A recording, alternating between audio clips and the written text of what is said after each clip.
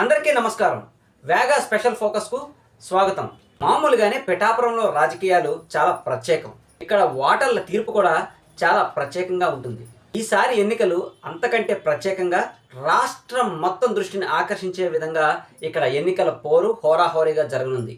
ఎందుకంటే అధికార YCP party నుంచి కాకినాడ పార్లమెంట్ సభ్యురాలు వంగ గీతా విశ్వనాథ్ను ఇక్కడ ఇన్ఛార్జిగా నియమించడం, ఎలాగైనా అధికారాన్ని చేజిక్కించుకోవాలనే గట్టి పట్టుదలతో ఉన్న ఎస్విఎస్ఎన్ వర్మ ఒకవైపు, అన్నిటికంటే ముఖ్యంగా ఖచ్చితంగా జనసేన పార్టీకి మంచి పట్టున్న నియోజకవర్గం మన పిఠాపురం. రాష్ట్ర రాజకీయాలలో పిఠాపురం ఒక ప్రత్యేకమైన స్థానంగా భావిస్తూ ఉంటారు. మొత్తం రాష్ట్ర రాజకీయం అంతా ఒకవైపు, పిఠాపురం రాజకీయం మరోవైపు అన్నట్టుగా ఉంటుంది ఇక్కడ పరిస్థితి. అందుకనే ప్రధాన పార్టీల అధిష్టానాలు ఇక్కడ అసెంబ్లీ స్థానంపై ప్రత్యేక శ్రద్ధ చూపిస్తారు. ప్రస్తుతం రానున్న ఎన్నికల పోరు హోరాహోరీగానే ఉంటుంది. ఇక్కడ గెలుపు అంత సునాయాసంగా లభించదు. అందుకనేనేమో అధికారంలో ఉన్న వైసీపీ, అలాగే ఎలాగైనా ఈసారి అధికారంలోకి రావాలన్న టీడీపీ, తెలంగాణ ఎన్నికలలో విజయ దుందుబి మోగించిన కాంగ్రెస్ పార్టీలు ఇప్పటికే ఇక్కడ విజయం సాధించాలని బోలెడన్ని సర్వేలు, ఇన్ఛార్జీల విషయంలో నానా కసరత్తులు, లాలింపులు, బుజ్జగింపులు, వేధింపులు, ఇలా నానా హైరాణ పడుతూ పెద్ద పెద్ద ప్రణాళికలను సిద్ధం చేస్తూ యుద్ధ సన్నాహాలు చేస్తూ ఉన్నాయి. ఎలాగైనా గెలుపు కొట్టేయాలని కింద మీద పడుతున్నాయి. అయితే జనసేన పార్టీ గతంలో చేసినట్టుగానే ఇప్పుడు కూడా స్థానికేతరులను తీసుకొచ్చి ఇక్కడ ఇన్ఛార్జీలుగా నియమిస్తుందనే ఒక వాదన. వీటన్నిటి మధ్య పిఠాపురం రాజకీయాలు వేడెక్కనున్నాయి. మరి ఈసారి వచ్చే ఎన్నికలలో గెలుపు ఎవరిది? దీనిపై స్థానికులలో భిన్నాభిప్రాయాలు వ్యక్తమవుతూ ఉన్నాయి. గత ఎన్నికల్లో ఘోర పరాజయం చవిచూసిన జనసేన పార్టీ మాత్రం ఇవేం పట్టనట్టు ముందుకు సాగుతూ ఉంది. ఇతర పార్టీలతో పోల్చుకుంటే పిఠాపురంలో జనసేన పార్టీకి గెలుపు చాలా సులభం. అంత బలం ఉంది ఇక్కడ జనసేనకు. ఇందుకు కారణం ఇక్కడ యువత. మొదటి నుండి పిఠాపురంలో జనసేన పార్టీ జెండా మోస్తూ పార్టీని గెలిపించుకోవటానికి అన్ని విధాలుగా యువ బలం సిద్ధంగా ఉన్న ఇన్ఛార్జీల విషయంలో స్థానికులను కాదని ఎక్కడో ముక్కు మొహం తెలియని స్థానికేతరులను తీసుకువచ్చి ఇన్ఛార్జీలుగా నియమించడంతో ఇక్కడి యువ సైన్యం జన సైనికుల ఆశలపై నీళ్లు చల్లుతూ పరాజయానికి కారణం అవుతున్నారు. ఇప్పుడు పరిస్థితులు చూస్తుంటే కాస్త ఈ పిఠాపురం ప్రజల్లో ఉన్నవాళ్ళు, ఓటర్లో ఉన్నవాళ్ళు కాస్త అయోమయ స్థితిలో ఉన్నట్టుగా కూడా చెప్పవలసి వస్తుంది.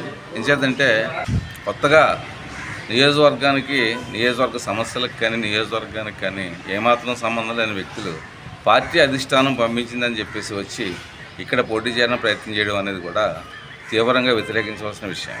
ఎంచేతంటే కేవలం అధికారం కోసమే ఈ నియోజకవర్గాన్ని ఎన్నుకొని వాళ్ళు ఆ అధికారం చేజిక్కించుకోనాకే ఇక్కడ ఒక సీటు ఇక్కడ తెచ్చుకోవాలనే ఉద్దేశంతో వస్తున్నారు తప్ప దీని మీద భౌగోళికంగా ఈ నియోజకవర్గంలో కానీ ఈ నియోజకవర్గ ప్రధానికం కానీ వీరి సమస్యలు కానీ ఇక్కడ ఉన్నటువంటి అభివృద్ధి పథకాలు కానీ దేని మీద కూడా వారికి పూర్తిగా అవగాహన లేకుండా ఇక్కడ రావడం అనేది కూడా ఇది ప్రజలందరూ వ్యతిరేకించినారో లేదో కూడా తెలియదు కానివ్వండి. కానీ ఖచ్చితంగా నియోజకవర్గ అభివృద్ధి కోరుకునే వ్యక్తులుగా మాత్రం ఆ స్థానికేతరులను మాత్రం మేము ఖచ్చితంగా వ్యతిరేకిస్తున్నాం. అందులో అనుమానమే లేదు. ఆల్రెడీ అధికార పార్టీలో కొనసాగుతున్న సిట్టింగ్ ఎమ్మెల్యేని కాకుండా వేరొకరిని ఇన్ఛార్జిగా నియమించడంలో ప్రభుత్వం యొక్క వైఫల్యం ఉంది అని, ఖచ్చితంగా జనసేన గెలిచేదే, కానీ క్రితంలో చేసిన తప్పే ఇప్పుడు కూడా జనసేన పార్టీ అవలంబించడంతో ఈసారి జనసేన పార్టీకి పిఠాపురంలో పరాజయం తప్పదు అని స్థానికులు భిన్న అభిప్రాయాలను వ్యక్తం చేస్తున్నారు. ఒక ఎమ్మెల్యేగా, శాసనసభ్యులుగా ఒక పార్టీ నుంచి కొనసాగుతున్న వ్యక్తి మీద అతన్ని తప్పించి ఇన్ఛార్జిగా వేశారు ఒక వ్యక్తిని అనగానే పాలన ఏ విధంగా ఉందన్నది కూడా మనకు పూర్తిగా అర్థమైంది. అది ఎందుకంటే ప్రజలందరూ కూడా అర్థం చేసుకున్నారు. అసమర్థ పాలన జరిగింది కాబట్టే ఒక శాసనసభ్యుడిగా కొనసాగుతున్న వ్యక్తి మీద ఒక అదే పార్టీ నుంచి వేయడం అనేది వాళ్ళ ధర్మం అనుకోండి. కానీ ఏంటంటే ఆ కాల పరిమితి పూర్తి అవ్వకుండా కూడా అతని యొక్క అధికారాలను కత్తిరించడం అనేది కూడా అది ఇప్పుడు ఈ రాష్ట్రంలో జరిగే పరిపాలనలకే అర్థం పడుతున్నట్టుగా కూడా భావిస్తున్నామండి. ఈ 2024 ఎన్నికలు నిజంగా చాలా ప్రత్యేకం. పిఠాపురంలో అయితే మరీ ప్రాముఖ్యతను సంతరించుకున్నాయి. ఇప్పటికే నియోజకవర్గంలో రాజకీయాలు కాకెక్కిపోతున్నాయి. ఇప్పుడు స్థానికులు వ్యక్తం చేసిన అభిప్రాయాల ప్రకారం ఈ ఎన్నికల్లో ఎక్కువగా నష్టపోయే అవకాశం జనసేన పార్టీకే ఉంది అని అర్థమవుతుంది. క్రితం ఎన్నికలలో పార్టీ పెట్టినప్పటి నుండి జనసేనను ముందుకు నడిపిస్తూ యువకులను మంచి మార్గంలో ముందుకు నడిపిస్తూ ఒక సైన్యాన్ని తయారు చేసిన మంచి నాయకుల్ని పక్కన పెట్టి పక్కనే ఉన్న కాకినాడకు చెందిన శేష్ కుమార్కి సీటు ఇచ్చి అటు ఆవిడను ఇబ్బంది పెట్టి ఇటు పార్టీ ఇబ్బంది పడింది. స్థానికేతురాలు అయినప్పటికీ ఆమె వంతుగా గట్టి పోటీ ఇచ్చినప్పటికీ స్థానికేతురాలు అనే కారణం జనసేనకు ఓటమిగా మారింది. వైసీపీ ముందుకు దూసుకుపోయింది. మరి దెబ్బతిన్న అనుభవాన్ని దృష్టిలో పెట్టుకుని ఈసారైనా స్థానిక నాయకులకు ప్రాధాన్యత ఇస్తుందేమో అనుకుంటే గుడ్డెద్దు చేలో పడ్డట్టు అంత దెబ్బతిని పరాజయానికి కారణం తెలిసి కూడా మళ్ళీ ఇప్పుడు అదే తప్పు రిపీట్ చేస్తూ మళ్ళీ స్థానికేతరులకే ఇన్ఛార్జ్ ఇవ్వడం కరెక్ట్ కాదు అంటున్నారు స్థానిక రాజకీయ సీనియర్లు. జనసేన పార్టీ అనేటువంటిది ఇవాళ కొత్తగా వచ్చినటువంటి ఒక పార్టీ, ఇంకా రాజకీయ అనుభవం లేదు. ఆయనకైతే పూర్తి అవగాహన ఎక్కడ పార్టీకే లేదు. ఇక్కడ ఈ పిఠాపురంలో ఎన్ని నియోజకవర్గాలు ఉన్నాయి పూర్తిగా సర్వేక్షణ చేసి ప్రతి గ్రామంలో ఏ సమస్యలు ఉన్నాయి అనేటువంటి వాటి మీద అతనికి అవగాహన లేదు. అటువంటి వ్యక్తులకు మనం ఇవ్వడం వల్ల ఇక్కడే ఉండి ఈ సమస్యను పరిష్కారం చేస్తారని నేను అనుకోవట్లేదు. మళ్ళీ వాళ్ళు తప్పిదాలు వాడు చేసుకోకుండా ఉంటే ప్రజలే ఆకర్షించే వాళ్ళకి ఓట్లు వేస్తారని.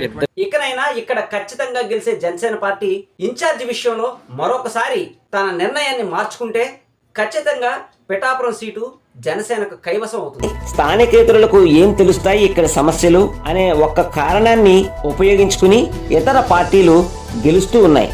దీనివల్ల ఇక్కడ ఎప్పటికప్పుడు జనసేన జెండా ఎగరేయాలి, విజయం సాధించాలి అని గట్టి సంకల్పంతో ఉన్న యువ సైన్యం చెల్లాచెదరైపోతుంది. జనసేన బలం సన్నగిల్లుతుంది. ఇన్ఛార్జీల తప్పే ఉంది. ఎవరైనా ఎన్నికల్లో గెలవాలని తమకంటూ ప్రజాసేవ చేసుకునే అవకాశం రావాలనే అందరూ ప్రయత్నం చేస్తూ ఉంటారు. అయితే తంగెళ్ల ఉదయ శ్రీనివాస్ లాంటి విజన్ ఉన్న వ్యక్తి, ఎంతో మందికి ఉపాధి అవకాశాలు కల్పించగల మేధోశక్తి ఉన్నటువంటి తంగెళ్ల ఉదయ శ్రీనివాస్ లాంటి వ్యక్తులకు ఇలా ముక్కు మొహం తెలియని నియోజకవర్గానికి తీసుకొచ్చి ఇన్ఛార్జిగా నియమించడం వల్ల వారికే నష్టం జరుగుతుంది. అలాగే పార్టీకి కూడా తీరని నష్టమే జరుగుతుంది. ఎందుకంటే ఎన్నికల్లో బలంగా వినిపించే వాదన స్థానికులు, స్థానికేతరులు. క్రితం ఎన్నికల్లో కూడా ఇదే ముఖ్యమైన ఎజెండాగా ముందుకు సాగింది. స్థానికులు, స్థానికేతరులు అంటూ ప్రత్యర్థులను చిత్తు చేసి ఓటర్లను ఆకర్షించే ప్రయత్నం చేశారు అభ్యర్థులు. మరి అదే నేపథ్యంలో ఇప్పుడు వస్తున్న ఎన్నికలలో కూడా స్థానికులు, స్థానికేతరులు అనేటువంటి వాదనే బలంగా వినిపించనుంది. ప్రత్యర్థులకు ఈ వాదనే బలమైన ఆయుధంగా మారనుంది. ఎక్కడి నుండో ఇక్కడికి వచ్చిన ఇన్ఛార్జీలకు అవమానం, పార్టీకి పరాజయం మిగులుతుంది. గత ఓటమి అనుభవాలను పాఠాలుగా నేర్చుకుని స్థానికులను ఇన్ఛార్జీలుగా నియమిస్తే జనసేన గెలుపు ఇక్కడ తథ్యం. ఈ సత్యం పార్టీ గ్రహిస్తుందా? అలా గ్రహిస్తే ఈసారి జనసేనకు గెలుపు ఖచ్చితంగా లభిస్తుంది. కానీ స్థానికేతరులను ఇన్ఛార్జీలుగా నియమించే సాంప్రదాయం పెట్టుకున్న ఈ జనసేన పార్టీకి గెలుపు ఇప్పుడు అందరిని ద్రాక్షగానే మిగిలిపోతుందా? చూడాలి వచ్చే ఎన్నికలలో పరిస్థితి ఎలా ఉంటుందో. ఇలాంటి నేపథ్యంలో స్థానికేతరులైనటువంటి వాళ్ళని ఇక్కడికి ఇన్ఛార్జీలుగా నియమిస్తున్న పార్టీల భవిష్యత్తు ఎలా ఉండబోతుంది? ఎవరికైనా తన సొంత స్థానంలో, తన సొంత ప్రాంతంలో పట్టుంటుంది. పక్క ఊరిలో, మన ఊళ్ళో మనకున్నంత బలం పక్క ఊరిలో ఉండదు. ఇది అందరికీ తెలిసిన సత్యమే. పార్టీ అధిష్టానానికి తెలియకపోవడం చాలా విడ్డూరం. తంగెళ్ల ఉదయ శ్రీనివాస్ లాంటి వారికి తన సొంత నియోజకవర్గంలో గనక సీట్ ఇస్తే ఖచ్చితంగా గెలుపు సాధించి తీరుతారు. వారి ప్రజాసేవ కళ కూడా నెరవేరుతుంది. పార్టీకి అది బహుమానంగా మారుతుంది, గెలుపును కట్టబెడుతుంది. తనంటే ఎవరో తెలియని ప్రదేశానికి, తనకి ఎవరో తెలియని ప్రాంతానికి ఇన్ఛార్జిగా నియమించడం వల్ల అటు అభ్యర్థికి, ఇటు పార్టీకి తీరని నష్టమే వాటిల్లుతుంది.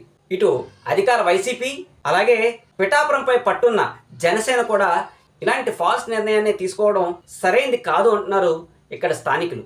కాబట్టి స్థానికులకే ఖచ్చితంగా పట్టం కడతాం అంటూ స్థానికులు చెబుతూ ఉన్నారు.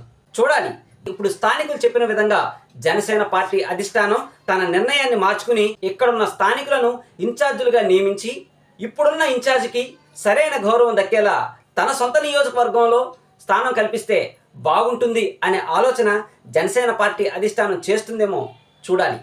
ఇది ఇవాల్టి ఫోకస్. మరో అంశంతో మళ్ళీ మీ ముందుకు వస్తాను. అంతవరకు వేగా న్యూస్ని సబ్స్క్రైబ్ చేయండి, షేర్ చేయండి, లైక్ చేయండి. Thank you all.